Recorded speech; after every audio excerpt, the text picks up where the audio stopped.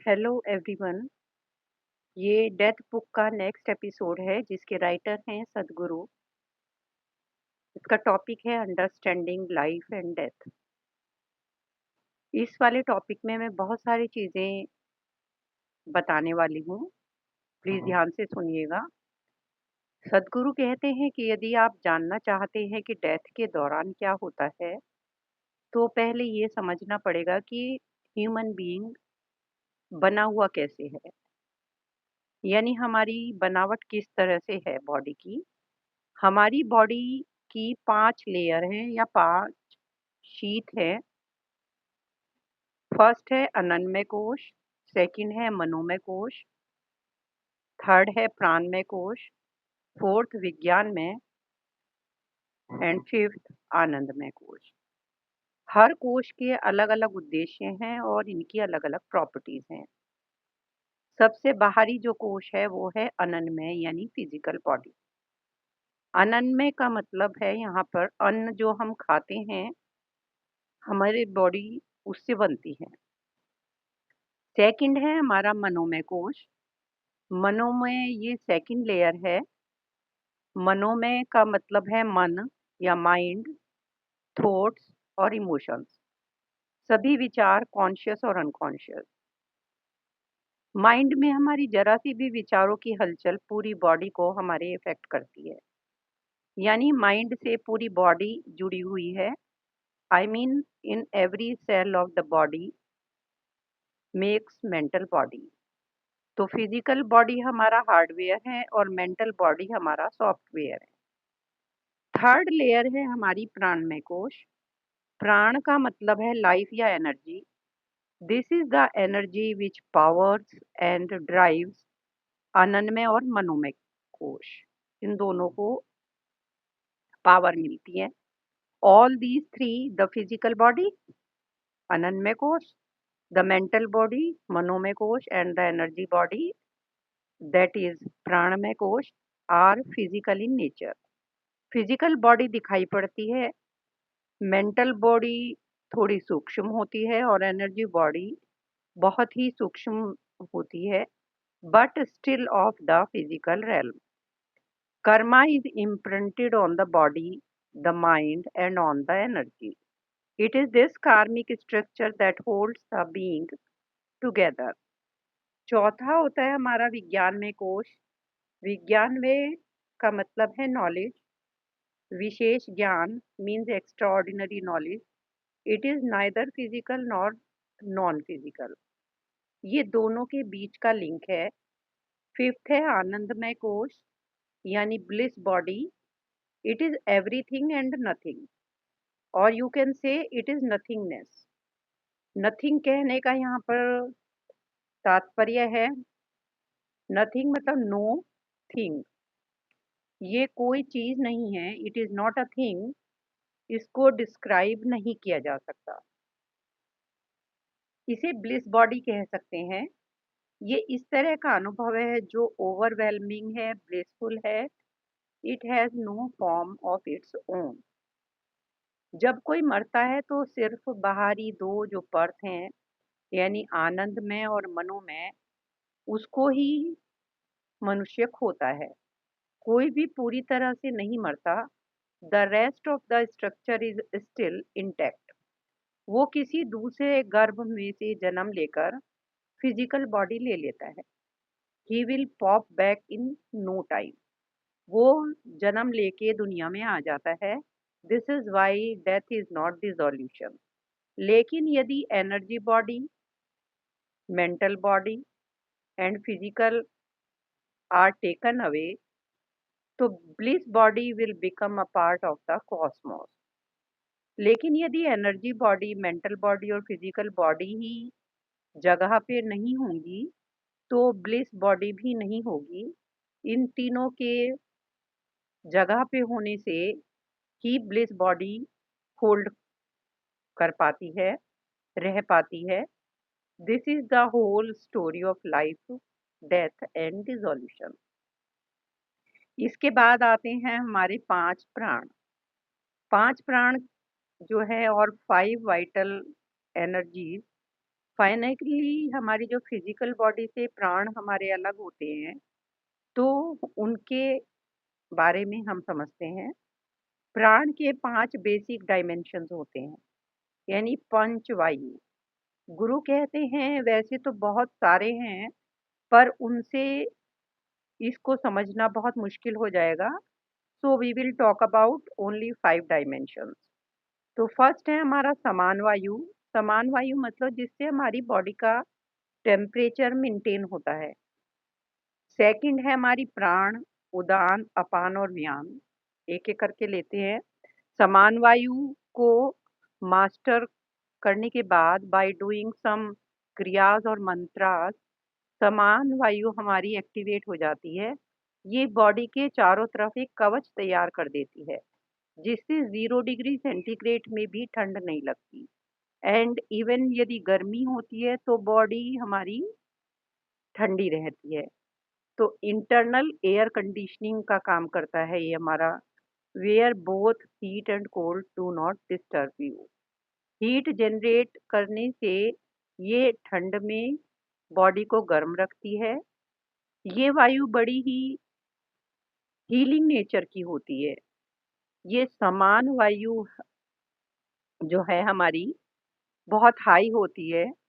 व्यक्ति के आसपास जो भी लोग होते हैं वो भी इससे हील होते हैं। ये डाइजेस्टिव प्रोसेस को फास्ट करती है। इससे समान वायु से खाना जल्दी डाइजेस्ट हो जाता है, और बॉडी की जो फिजियोलॉजी है और माइंड दोनों समान वायु के होने की वजह से अच्छी तरीके से काम करते हैं। योगी लोग अपने स्टमक में जल्दी से अग्नि से अपनी खाने को पचा लेते हैं, और वो एम्प्टी स्टमक होने का उनका यहाँ पे ये मतलब नहीं है कि वो भूखे रहते हैं। बस they just burn up the food as quickly as possible. Second है हमारी समान वायु। ये सूर्य से रिलेटेड है। The basic source of energy and temperature. The sun is the heating source of the planet and the body. समान वायु इंपॉर्टेंट होती है। इसके बाद हमारी आती है प्राण वायु। ये रेस्पिरेशन और थॉट प्रोसेस को अफेक्ट करती है। थॉट और रेस्पिरेशन आपस में जुड़े हुए होते हैं। ये अर्थ से रिलेटेड है। आपने ये एक्सपीरियंस किया होगा कि जैसा थॉट होता है उसी तरह की आपकी सांसों की गति भी हो जाती है।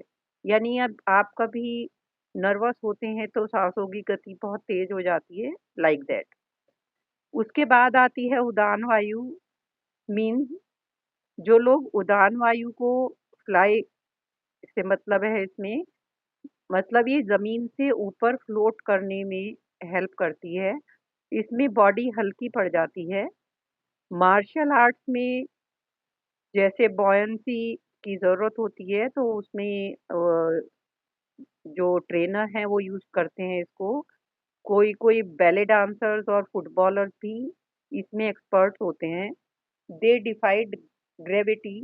ग्रेविटी को कम करके वो सिंपली अपनी बॉडी को हल्का कर लेते हैं।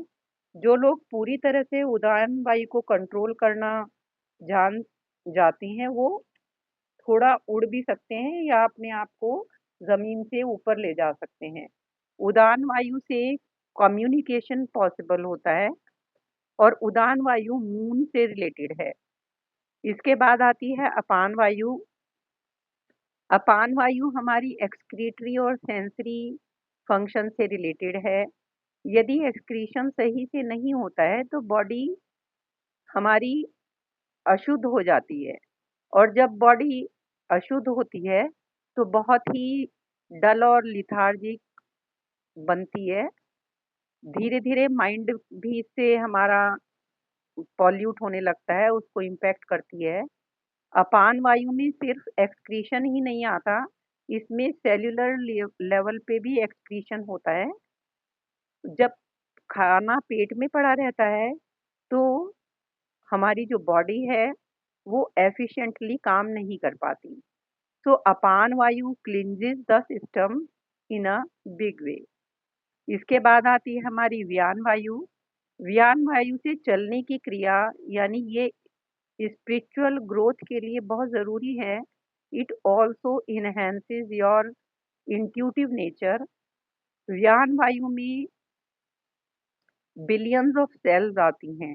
योगी लोगों की जो बॉडी है वो मरने के बाद भी नहीं सड़ती। स्पेशली तिब्बतन जो मॉन्क्स हैं, ये मरने से पहले थोड़ी सी व्यान वायु को अपने अंदर से रिलीज करते हैं, जिससे इनकी बॉडी लंबे समय तक प्रिजर्व रहती है। व्यान वायु पर मास्टरी करके आप अपनी इच्छा से इस शरीर को छोड़ सकते हैं। सो इन शॉर्ट, योगिक कल्चर में के अकॉर्डिंग ये 5 वायु हैं। There are many more aspects of prana और वायु, लेकिन बेसिकली डेथ कैसे होती है? सभी प्राण जो होते हैं हमारे, धीरे धीरे शिथिल पड़ते जाते हैं और हमारी डेड जो बॉडी है उसको डिफरेंटली डेथ की प्रक्रिया होती है। उसमें सांस रुकने के अलावा भी ये क्रिया हमारी बहुत टाइम तक चलती रहती है। सारी वायु धीरे धीरे रिलीज होती हैं, तो डेथ का सीक्वेंस इसी तरह से चलता है। Sequence of death extend well beyond the point where the breath has stopped. यानी सांस रुकने के बाद भी ये सभी वायु धीरे धीरे करके बॉडी से निकलती हैं। आइए पहले साइंस के नज़रिए से इसे जान लेते हैं कि डेथ क्या है। साइंस में सिर्फ absence of life means death, पर अब इसको थोड़ा सा और एलोबरेटेड वे में समझा जाने लगा है। पल्स का रुक जाना, आई मीन हार्ट रुक जाना, तब उसको डेथ कह देते हैं। लेकिन कई बार आदमी जिंदा हो जाता है इवन आफ्टर ब्रेथ और हार्ट के रुकने के बाद भी। आजकल clinical death, brain death, somatic death, lung failure और whole brain death, higher brain death, इस तरह के और कई सारे टर्म्स डेथ के लिए यूज होते हैं। But according to yogic culture, प्राण अलग अलग समय पर निकलते हैं। There is a different pattern in which they exit. समान वायु जब रुकती है तो सांस रुकती है और पांचों प्राणों के निकलने का जो क्रिया है वो शुरू हो जाती है। समान वायु निकलने से बॉडी का टेम्परेचर धीरे धीरे कम होने लगता है। बॉडी स्टार्ट कूलिंग डाउन, यानी जैसे ही समान वायु निकलती है तो बॉडी धीरे धीरे ठंडी पड़ने लगती है। समान वायु वायु प्राण वायु से ज़्यादा तेजी से निकलती है, 21 से 24 मिनट्स के बीच में। प्राणवायु और विचार का प्रोसेस, यानी जब प्राणवायु निकलती है तो हमारे जो फीलिंग्स हैं और थॉट्स हैं उनका प्रोसेस रुक जाता है। इसमें 48 टू 90 मिनट्स का टाइम लगता है, depending upon the nature of death. यदि नेचुरल डेथ है तो 64 मिनट्स लगते हैं, लेकिन यदि कोई व्यक्ति यंग है, वाइब्रेंट है, तो ये प्राणवायु निकलने में 90 मिनट्स तक का समय ले लेती है। एंड रेस्पिरेशन और थॉट प्रोसेस इज ऑन उस समय पे। यदि बॉडी को सांस रोकने के बाद मिट्टी में, यानी मिट्टी वाली ज़मीन पर लिटा दिया जाए और उस व्यक्ति में यदि जीवन की संभावना होती है, तो वो सॉइल से और एलिमेंट से रीइग्नाइट होके जीवित हो जाता है व्यक्ति। लेकिन कंक्रीट या सीमेंट के फर्श पर ये क्रिया काम नहीं करती है। उदान वायु 6 से 12 घंटे के बाद निकलती है। उदान वायु जब होती है तो बॉयंसी बॉडी की चली जाती है, शरीर भारी हो जाता है और वेट, एक्चुअल में बॉडी का वेट नहीं बढ़ता है मरने के बाद, क्योंकि उदान वायु उसमें से निकल जाती है तो शरीर की बॉयंसी निकल जाती है, जिसकी वजह से शरीर की, अर्थ की जो वो ग्रेविटी है वो, इस वजह से वो हैवी लगता है। अपान वायु 8 से 18 घंटे का समय लेती है। अपान वायु exit the body, sensory part उसमें नहीं रहता है, इसलिए कभी कभी लोग डेड व्यक्ति को हिलता हुआ सा फील करते हैं। That is because of that अपान वायु। कभी कभी जब अपान वायु पूरी नहीं निकलती है तो बॉडी में कभी-कभी माइल्ड ट्विचिंग देखने को मिलती है। व्यान वायु ये सबसे धीमी गति से निकलती है, 11 से 14 दिन लग जाते हैं व्यान वायु में। यदि कोई व्यक्ति ओल्ड एज में मरता है तो there will be some element of life. इसीलिए इंडियन कल्चर में उस समय कुछ रिचुअल्स किए जाते हैं उनके मरने के बाद में, उस डेथ की जर्नी को इजी बनाने के लिए।